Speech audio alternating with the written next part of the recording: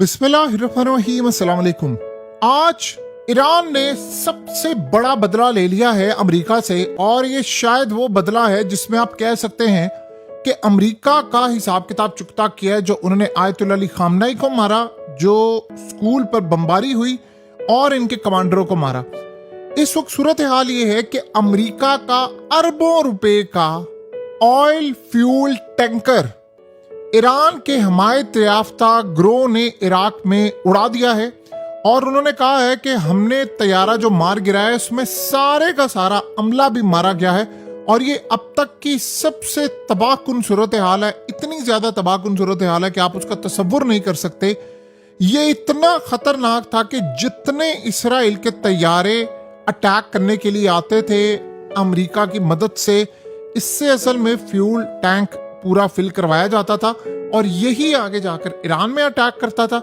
Israel इसी के through, Israel के तैयारे जो आते हैं उनके पास तो इतना फ्यूल नहीं होता, उन्होंने वन वे मिशन करना है, वापस भी जाना है, तो ये बेसिकली जाता था और जाकर उनका पूरे का पूरा फ्यूल टैंक भरता था। असल में तकरीबन 1,15,000 लीटर तेल इसके पास मौजूद होता था। मिसाल के तौर पर F-35 तैयारा कोई आया तो उसको ये 10,300 लीटर होता है जिससे वो फिल हो जाता है। जाहिर सी बात है आधा या जितना भी उससे फिल करना होता था। इसने असल में रिसेंटली जो 8 से 10 तैयारे आए थे उनको रिफिल किया और उसके बाद ही जाते थे। इसकी मदद के बगैर ये आगे मिशन कंप्लीट नहीं कर सकते थे। अब जो सबसे हैरान कर देने वाली सूरत हाल है कि अमेरिका ने कहा जी हमारा वो मिसिंग हो गया है, फलाना हो गया है, और अभी तक उन्होंने इस बारे में बात नहीं की, और ये कहा कि जी वो अभी तक मिल नहीं रहा। लेकिन इराक की मलेशियाज जो बेसिकली ईरान के हिमायत याफ्ता एक ग्रोह है इराक के अंदर, उन्होंने इसको मार गिराया है, और इस सूरत हाल में इतनी तबाही उन्होंने फेर दी है, इतनी तबाही फेर दी है कि जिसका तसव्वुर नहीं कर सकता। सारे का सारा अमला भी मारा गया।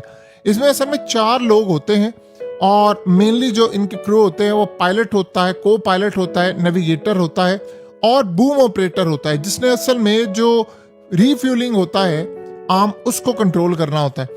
अब आप ये बात समझें कि ये असल में बहुत ज्यादा जरूरी मसला ये नहीं है कि कितने पैसों का था, मसला ये था इसके बगैर अमेरिका का मिशन चल ही नहीं सकता। और सबसे ज्यादा हैरान कर देने वाली सूरत हाल है कि इसमें इजेक्शन सीट ही कोई नहीं होती। यानी अगर आप हिट हो जाते हो तो आप, ऐसा नहीं है कि आम जेट्स की तरह बटन दबाओगे और आप सीट आपकी निकल जाएगी और आप नीचे पैराशूट से आ जाओगे, नहीं। ये सिर्फ पीछे इसका एक हैच होता है ओपन, जैसे मिसाल के तौर पर आप ये देख रहे हैं कि वो रिफ्यूलिंग करते, आप यहीं से जा सकते हो, वो भी एक खास डायरेक्शन के अंदर। ऐसा नहीं है कि वो हर डायरेक्शन के अंदर नीचे जा रहा हो उसका हैच ओपन हो जाए, नहीं। ये बड़ा डेंजरस होता है, इसमें चांसेस बड़े कम होते हैं, और ये जाता है रिफ्यूलिंग करता है, आ जाता है। अब इतना बड़ा झटका, इतना बड़ा झटका कि डोनाल्ड ट्रंप को बताया गया है कि इस वक्त सबसे बड़ी तबाही हमारी ये हो गई है। अब अमेरिका ने तो ये कहा है ना पहले कि मिसिंग था, फिर उसके बाद उन्होंने कहा इराक में इसका एक तैयारा गिरकर तबाह हुआ है। अब असल मसला ये हुआ है कि इसको हिट कर दिया गया। अब बताएं कि इस जंग को आपने कहां पर लेकर जाना है। ये इतनी ज्यादा तबाहकुन सूरत हाल है, इतनी ज्यादा कि जिसका आप तसव्वुर भी नहीं कर सकते। अमेरिका इस वक्त उनके पैरों तले जमीन निकल गई है, और उन्होंने कहा है कि अब मसला ये है कि अमेरिका ये बात कह रहा है नहीं जी नहीं ये वैसे ही गिरा है। आप यहां से अंदाजा कर लें कि इनकी सूरत हाल इस वक्त क्या है। और जैसे ही इंटरनेशनल मार्केट में ये न्यूज आई है, पूरी मार्केट में भंचाल मचना शुरू हो गया। जाहिर सी बात है जो लास्ट डे होता है स्टॉक मार्केट का, वो बड़ा नेगेटिव न्यूज पड़ती है, और पूरी तरह इस न्यूज ने अमेरिका के धज्जियां उड़ाकर रख दी हैं कि अमेरिका जैसी सुपर पावर की ये सूरत हाल इस वक्त हो चुकी है कि वो मैक्सिमम अपना लॉस लेकर चल रहे हैं। तो आप यहां से अंदाजा कर लें कि अमेरिका के साथ इस वक्त मामला क्या है।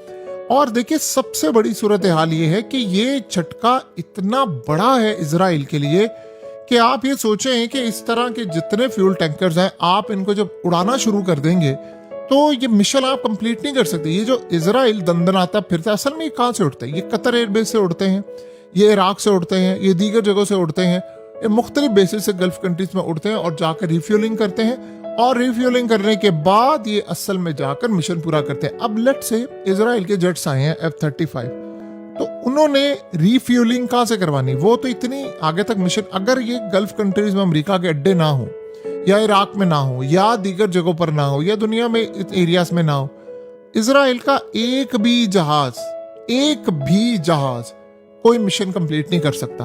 उसकी रीजन ये है कि उन्होंने उड़ना है, फिर उनकी रिफ्यूलिंग होगी, अगर उनको तेल ही नहीं मिलेगा तो वो कैसे करेंगे। ये एक टाइम के ऊपर जिन्होंने आयतुल्लाह अली खामनाई को मारा, असल में उस फ्यूल टैंकर को इन्होंने उड़ाया है। तो आप ये समझे कि अगर दूसरे लफ्जों में बदला, अब सवाल ये है कि इराक, मलेशिया और ये वो असल में इन सब ने अंडर एस्टिमेट कर लिया था इराक, मलेशिया और दीगर को। ये जो छोटे ग्रुप्स होते हैं ये बहुत ज्यादा खतरनाक होते हैं, ये ज्यादा बड़े अटैक करते हैं। ये जब अटैक करते हैं तो ये मुकम्मल तौर पर आपको उड़ा कर रख देते हैं। यानी अब अमेरिका, आप सोचे ये किस तरह हुआ था, अफगानिस्तान में भी ऐसे हुआ। अब इनको जो मिसाइल और चीजें दी गई हैं वो ईरान ने दी है, और ईरान इसे टारगेट करवाता है कि अमेरिका को आपने यहाँ पर हिट करना है, वहां पर हिट करना है। देखिए इस जंग में अमेरिका का इतना नुकसान हो चुका है, अमेरिका के 4 F-15 तैयारे मार दिए हैं, 4 ये मारा गया है। और उसके अलावा जहां जहां पर उनके radar system, early warning system, उनकी तमाम चीजें, थार्ड, ये सब कुछ तबाह कर दिया गया। ये जंग अगर ये जारी रहती है 10-15 दिन और, उसमें अमेरिका का इतना ज्यादा नुकसान होगा, इतना ज्यादा नुकसान होगा कि आप उसका तसव्वुर भी नहीं कर सकते। अमेरिका इस वक्त बहुत ज्यादा परेशान सूरत हाल में है। देखिए अमेरिका ने कहा है जी हमने ईरान में 6000 जगहों को निशाना बनाया है। इजराइल ये कहता है उनके यहाँ क्लेम हुआ है 6580 के करीब बिल्डिंग्स का। तो इतनी बिल्डिंग तबाह की है ईरान ने। तो आप फिर अंदाजा लगा सकते हैं कि कितनी बड़ी तबाही इन्होंने की है, कितना तबाहकुन सूरत हाल और मामला सामने आया है। और सबसे बड़ी सूरत हाल ये है कि अब हालात इतने आउट ऑफ कंट्रोल हो गए हैं कि ईरान के प्रेसिडेंट से जब मोदी ने बात की है तो मोदी ने उसे बात करके ये बात कही है कि देखें इस जंग को खत्म करें। आप सोचे मोदी ने ट्रंप को नहीं कहा, मोदी ने जाकर नेतन्याहू को नहीं कहा, क्योंकि नेतन्याहू से उसकी मीटिंग हुई थी। उसने सीधा जाकर कॉल किया मसूद पज़ेश्कियान को। उसको पता है कि मसूद पज़ेश्कियान की कोई वैल्यू नहीं है, वो ये जंग नहीं बंद करवा सकता। अब आप भूल जाएं। अब तो मुस्तफा खामनाई ने खिताब कर दिया है, तो उसके खिताब के बाद तो वैसे भी कोई सूरत हाल नहीं। वो दुनिया, देखिए असल में होता ही है कि आपने अपने हम मनसब को फोन करना होता है। आप अमेरिका को कहें अटैक उसने किया था, इजराइल को नहीं किएगा, क्योंकि इससे फोन कौन करवा रहा है? इजराइल करवा रहा है ना। वो इसलिए करवा रहा है, उनकी तबाही हो गई है। अब बताएं कि इजराइल के ये असल में एक नई चीज इन्होंने सीखी है, एक दफा आप हिट कर सकते हैं तो आप दोबारा भी हिट कर सकते हैं। इसको एक खास लेवल पर उड़ाना होता है। तो ईरान को भी ये बात समझ आ गई है कि हम अगर इनके ये रीफ्यूल जो टैंक होते हैं इनको अगर हम उड़ा दें तो अमेरिका का तो कोई मिशन चल ही नहीं सकता। अमेरिका अगर अटैक करने के लिए आए तो चले, वो तो करीब बेसिस से आ जाए, इसराइल कैसे आएगा? ये सूरत हाल उनको पता नहीं किसने बताई है, और उसके बाद उन्होंने पहली मर्तबा इनको अटैक करना शुरू किया है। देखिए वैसे भी ये बात ज़हन में रहे कि जब मुस्तफा खामनाई ने तकरीर की थी तो उन्होंने एक वर्ड इस्तेमाल किया था कल तकरीर में। उन्होंने कहा था जितने वसाइल हैं आपके वो अब आपने मैक्सिमम इस्तेमाल करने हैं। तो अब उनकी तकरीर का असर ये हुआ कि जो वो इराक, मलेशिया और छोटे मोटे जो ग्रुप हैं बड़े, वो लड़े थे, उनको ये पता चल गया कि कोई लीडर आ गया, गैप रीफिल हो गया, तो उन्होंने अटैक करना शुरू कर दिया। तो अब अमेरिका ना तो इराक में महफूज है ना गल्फ कंट्रीज में महफूज है। अल्टीमेटली आपको पता है कि इस वक्त गल्फ कंट्रीज में ये बैकएंड पर सोच पाई जा रही है, और वो शायद इस पर अमल करे कि अमेरिका को हम जल्द से जल्द निकाल दे, वरना हमारे खित्ते की तबाही होगी। सोचे ना अब अमेरिका क्या कह रहा है, वो कह रहा है ईरान की बिजली मैं तबाह कर सकता हूँ। तो ईरान ने कह दिया है कि तुम जैसे बिजली तबाह करोगे पूरे के पूरे खित्ते की हम बिजली सिर्फ आधे घंटे में तबाह कर देंगे। अब आप सोचें कि अगर पूरे गल्फ कंट्रीज की बिजली चली जाती है तो फिर उसके बाद आप सोच सकते हैं कि ये फिर खित्ता रहने के काबिल रहेगा। यानी उसके बाद आप सोचें कि पूरे वर्ल्ड में जो कोहराम मचेगा, क्योंकि इन ममालिक ने कभी बिजली जाती देखी नहीं है, तो ये निज़ाम ज्यादा धर्म भरम होगा। फिर उसके बाद साइबर हमले अमेरिका में होंगे, फिर चाइना भी आगे बढ़ेगा, वो तो नहीं छोड़ेगा। आप बिजली किसी की तबाह करें, वो टिट फॉर टैट करें, तो अब अमेरिका के लिए बड़ा झटका है। ये वो सूरत हाल है कि जिसको अमेरिका उम्र भर नहीं भूल सकता, उम्र भर सारी जिंदगी नहीं भूल सकता कि उनके साथ ये क्या हुआ है। यही बात सेंटकॉम ने कही थी डोनाल्ड ट्रंप को। उसने कहा था हम इस जंग में मत कूदें, हमारी चीजें बड़ी बेनकाब हो जाएंगी।